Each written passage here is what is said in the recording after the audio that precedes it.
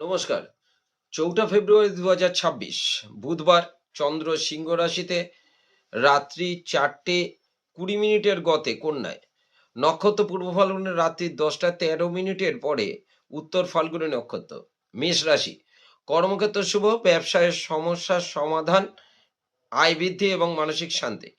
বৃষ রাশি, কর্মক্ষেত্র সুনাম অর্জন, ব্যবসায় শুভ, আয় বৃদ্ধি। মিথুন রাশি, কর্মক্ষেত্র অহেতুক ঝামেলা এড়িয়ে চললে শুভ, ব্যবসায় শত্রুতার যোগ দৃষ্ট হয়, শারীরিক ক্লেশ বৃদ্ধি।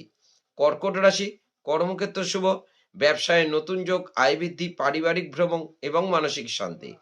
সিংহ রাশি, কর্মক্ষেত্র ভেবেচিন্তে সিদ্ধান্ত নিন, ব্যবসায় হঠকারিতা না করলেই ভালো, ব্যয় বৃদ্ধি এবং মানসিক দুশ্চিন্তা। কন্যা রাশি, কর্মক্ষেত্র অহেতুক বচসা হওয়ার সম্ভাবনা, ব্যবসায় শত্রুতা যোগ, মানসিক অবসাদ।